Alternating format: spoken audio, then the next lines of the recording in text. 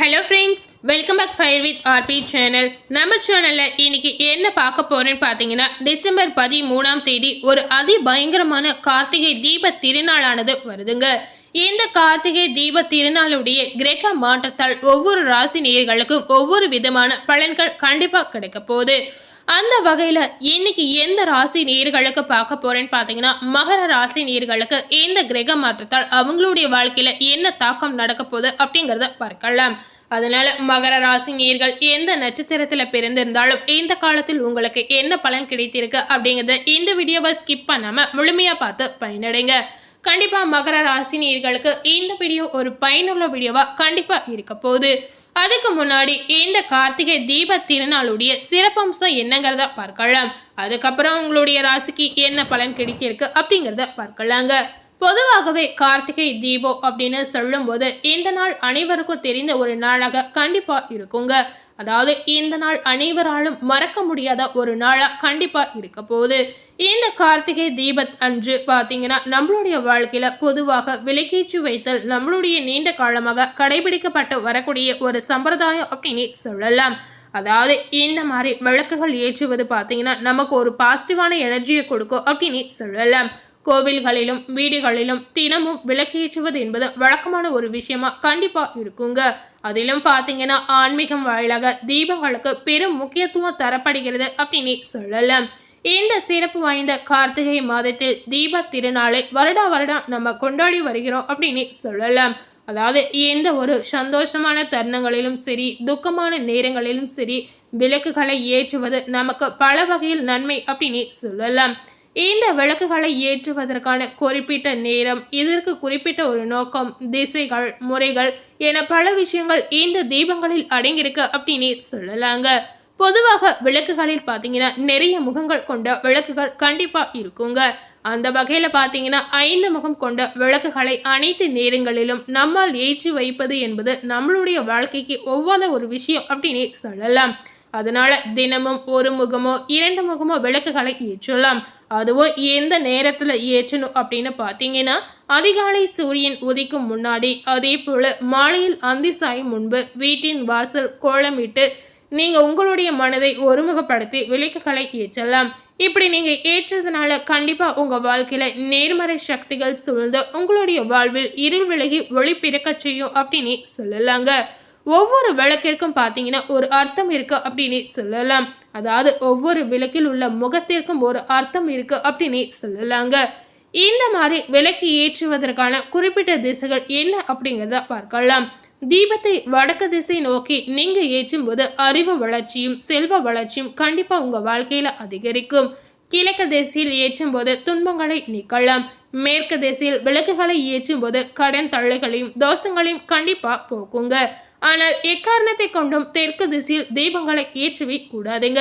இந்த திசையில் தீபங்களை ஏற்றும்போது கண்டிப்பா உங்க வாழ்க்கையில தீமை அதிகரிக்கும் அப்படின்னு சொல்லலாம். இந்த விளக்குகளை ஏற்றுவதற்கு முக்கியமான சிறப்பு எண்ணெய் ஒன்று இருக்குங்க. பொதுவாகவே விளக்கு ஏற்றும் போது நம்ம நல்லெண்ணெயால் விளக்குகளை ஏற்றலாம். அதே போல 5 வகையான எண்ணெய்களை கொண்டு விளக்குகளை ஏற்றும் போது நமக்கு பல நன்மைகள் கிடைக்க போகுது அப்படின்னு சொல்லலாம். அதாவது வேப்ப எண்ணெய், இலுப்பை எண்ணெய், தேங்காய் எண்ணெய், நெய் மற்றும் விளக்கெண்ணெய் இந்த 5 எண்ணெய்களை கலந்து நீங்க விளக்குகளை ஏற்றி பூஜைகள் செய்யும் போது சகல சௌபாகியமும் உங்களுக்கு கிடைக்கலாம். இதனால இறைவனுடைய முழு ஆசீர்வாதமும் உங்களுக்கு பரிபூரணமா கிடைக்க போகுது. அடுத்ததாக பார்த்தீங்கன்னா கார்த்திகை தீபம் என்று வழிபடக்கூடிய முக்கியமான முறைகள் என்ன அப்படிங்கிறத பார்க்கலாம். திரு விளக்குகள் இறைவனின் பிரதிநிதியாக பார்க்கப்படுவதால் அவற்றிற்கான மரியாதையும் கண்டிப்பா அனைவரும் கடைபிடிக்க வேண்டும் அப்படின்னு சொல்லலாம்.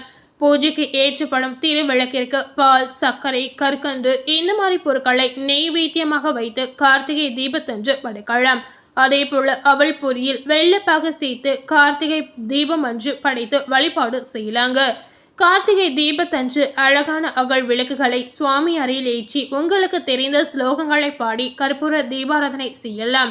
இந்த மாதிரி நீங்க தீப திருநாளில் திருவிளக்கின் மகிமைகளை தெரிந்து கொண்டு செய்யும்போது கண்டிப்பா உங்களுக்கு நன்மைகள் பெருக செய்யும் அப்படின்னு சொல்லலாம். அதே போல முக்கியமாக பார்த்தீங்கன்னா விளக்குகளை அணைப்பதற்கு சில விதிமுறைகள் இருக்கு அப்படின்னு சொல்லலாங்க. விளக்குகளை வெறும் வாயினால் ஊதி அணைப்பது உங்களுக்கு தீமையை தரும் அப்படின்னு சொல்லலாம். பூ அல்லது நீர்த்துளி அல்லது பால் துளியை கொண்டு விளக்கினை அமர்த்தச் செய்யலாம். விளக்குகளை அமர்த்தும் போது சாந்த ஸ்வரூபியே நமக என்ற மந்திரத்தை மனதில் தியானிப்பது நல்லதுங்க. அதே போல விளக்குகளை ஏற்றும் போது வெறும் தரையில் ஏற்றுவது அவ்வளவு நல்லதல்ல அப்படின்னு சொல்லலாம். ஏதாவது பித்தளை தட்டு வைத்திருந்தால் அதன் மேல் நீங்க விளக்குகளை ஏற்றுவது உங்க வாழ்க்கைக்கே நல்லது அப்படின்னு சொல்லலாம். ஸோ இந்த கார்த்திகை தீபத்துடைய சிறப்பம்சம் என்னங்கிறத இந்த வீடியோ மூலம் முழுமையாக பார்த்துருப்பீங்க. அதே போல் மகரம் ராசி நேயர்களுக்கு இந்த கிரக மாற்றத்தால் உங்கள் வாழ்க்கையில் என்ன மாற்றம் நடக்க போகுது அப்படிங்கிறத பார்க்கலாம். பொதுவாகவே மகர ராசி நேயர்கள் சிக்கனத்தை கடைபிடிக்க வேண்டும் என்று சொல்லக்கூடிய ஒரு நேயர் அப்படின்னு சொல்லலாம்.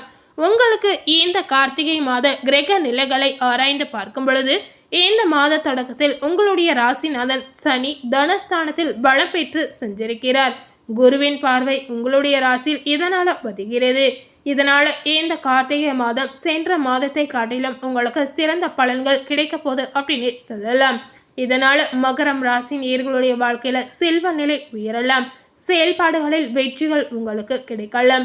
குடும்பத்தில் நீண்ட நாட்களாக தாமதித்து வந்த சுப காரியங்கள் பேச்சுகள் இப்பொழுது முடிவுக்கு வரலாங்க. கொடுத்த வாக்கை காப்பாற்றி மகிழ்வீர்கள். ரிஷபராசியில் உள்ள குரு பகவான் இந்த கார்த்திகை மாதம் முழுவதும் வக்கரம் பெற்று சென்றிருக்கிறார். விரையாதிபதி குரு வக்கரம் பெறுவது ஒரு வகையில மகரம் ராசி நேயர்களுக்கு நல்லதுங்க. அதே சமயம் மகரம் ராசிக்கு சகாயஸ்தானத்திற்கு குரு அதிபதி என்பதால் முன்னேற்றத்தில் சில சறுக்கல்கள் வரத்தான் செய்யும். முக்கிய பிள்ளைகளை பகிர்ந்து கொள்ளவே கூடாதுங்க. நல்ல சந்தர்ப்பங்கள் வந்தாலும் அதை உபயோகப்படுத்திக் கொள்ளவே முடியாது. சகோதர வர்க்கத்தினரின் ஒத்துழைப்பு உங்களுக்கு குறையலாம். அவர்களுக்காக செலவு செய்யும் சூழ்நிலையும் மகர ராசி நேயர்களுக்கு ஏற்படலாம். கடகத்தில் உள்ள செவ்வாய் இந்த கார்த்திகை மாதம் முழுவதும் கும்பத்தில் உள்ள சனியை பார்க்கிறார். செவ்வாயின் பார்வை குடும்பஸ்தானத்தில் பதுவதால் குடும்ப செலவு கண்டிப்பா அதிகரிக்கும். பண பற்றாக்குறை இதனால மகர ராசி நேயர்களுக்கு ஏற்படலாம். கொடுக்கல் வாங்கலில் ஒரு சிலர் ஏமாற்றத்தை பார்க்கலாம். வீடு கட்டுவது, கட்டிய வீட்டை பழுது பார்ப்பது போன்றவற்றில் கவனம் செலுத்தலாம். வியாபார இடத்தை வேறு இடத்திற்கு மாற்றலாமா என்ற யோசனை மகரம் ராசி நேயர்களுக்கு அதிகரிக்கும். உடன்பிறப்புகளின் இல்லங்களில் நடைபெறும் சுப நிகழ்ச்சிகளை முன்னின்று நடத்தி வைப்பீர்கள். கார்த்திகை 18ஆம் தேதி மகர ராசிக்கு சுக்கிரன் செல்கிறார். உங்களுடைய ராசிக்கு வரும் சுக்கிரனால் உங்களுக்கு நன்மைதான். பூர்வ புண்ணிய ஸ்தானம் மற்றும் தொழில் ஸ்தானத்திற்கு அதிபதியான சுக்கிரன் உங்களுடைய ராசிக்கு வரும் பொழுது மிகுந்த நன்மைகளை கொடுக்க போகிறார். திட்டமிட்ட காரியங்கள் இதனால சிறப்பாக நடைபெறும். மனதில் நினைத்ததை மறுகணமே செய்து முடிப்பீர்கள். பிள்ளைகளின் எண்ணங்களை நிறைவேற்றுவதில் கவனம் அதிகரிக்கும். புதிய ஒப்பந்தங்கள் அடுக்கடுக்காக வந்து சேரலாம். பொருளாதாரத்தில் நிறைவு ஏற்படக்கூடிய நேரமாக இது உங்களுக்கு அமையலாம். கடக ராசியில் சஞ்சரிக்கும் செவ்வாய் கார்த்திகை 18ஆம் தேதி வக்கரம் அடைகிறார். உங்களுடைய ராசிக்கு லாபாதிபதியான செவ்வாய் வக்கரம் பெறுவதால் பண நெருக்கடிகள் மகர ராசி நேயர்களுக்கு அதிகரிக்கும். பக்கபலமாக இருப்பவர்கள் உங்களை விட்டு விலகலாம். குடும்ப சுமை உங்களுக்கு கூடலாம். கொடுக்கல் வாங்கலில் பிரச்சனைகள் ஏற்படும். வீடு மாற்றம் செய்யலாமா என்று சிந்திப்பீர்கள். பொதுவாக பொறுமை அதிக தேவைப்படும் நேரமாக மகர ராசி நேயர்களுக்கு இருக்கலாம். பொது வாழ்வில் உள்ளவர்களுக்கு எதிர்பார்த்த மாற்றம் கிடைக்க போது. வியாபாரம் மற்றும் தொழில் செய்பவர்களுக்கு புதிய ஒப்பந்தங்கள் வந்து சேரலாம். உத்தியோகத்தில் இருக்கக்கூடிய மகர ராசி நேயர்களுக்கு பணி நீக்கம் செய்யப்பட்டவர்கள் சிலருக்கு மீண்டும் பணியில் சேரக்கூடிய வாய்ப்புகள் அமையலாம். கலைஞர்களுக்கு செல்வாக்கு உயரப்போது. மாணவ மாணவிகளுக்கு முன்னேற்ற பாதையில் அடியெடுத்து வைக்கக்கூடிய நேரமாக இந்த காலம் அமையலாம். அதே போல மகரம் ராசியில இருக்கக்கூடிய பெண்களுக்கு இந்த காலகட்டத்தில் வருமானம் கண்டிப்பா அதிகரிக்கும். இதனால உங்களுக்கு பண ரீதியான கஷ்டங்கள் குறையலாம். உறவினருடைய பகல் இந்த காலகட்டத்தில் அகலலாம். சுப செலவுகள் அதிகரிக்கக்கூடிய ஒரு நாட்களா இந்த நாட்கள் மகர ராசி நேயர்களுக்கு கண்டிப்பா இருக்க போகுது. ஸோ இன்னைக்கு நம்ம சேனல்ல இந்த கார்த்திகை தீப திருநாளுடைய கிரக மாற்றத்தால் மகர ராசி நேயர்களுக்கு அவங்க வாழ்க்கையில என்ன தாக்கம் கிடைத்திருக்கு, இதனால அவங்க வாழ்க்கையில என்னென்ன மாற்றங்கள் நடக்க போகுது அப்படிங்கிறத இந்த வீடியோ மூலம் முழுமையா பார்த்து தெரிந்திருப்பீங்க. கண்டிப்பா மகர ராசி நேயர்கள் இந்த வீடியோல சொல்லியிருக்க பலனுக்கு ஏற்றுவாறு நீங்க நடந்து கொள்ளலாம். ஸோ இந்த வீடியோவை நீங்கள் பார்த்து பயனடைந்த மாதிரி உங்கள் ஃப்ரெண்ட்ஸ் அண்ட் ஃபேமிலி பார்த்து பயனடையணும்னு நினச்சிங்கன்னா இந்த வீடியோவை உங்கள் ஃப்ரெண்ட்ஸ் அண்ட் ஃபேமிலிக்கு லைக் பண்ணி ஷேர் பண்ணுங்கள். இது வரைக்கும் நம்ம சேனலை சப்ஸ்கிரைப் பண்ணாமல் இருந்தீங்கன்னா முதல்ல சப்ஸ்கிரைப் பண்ணி பக்கத்தில் இருக்கக்கூடிய பெல் பட்டனையும் மறக்காமல் ப்ரெஸ் பண்ணுங்கள்.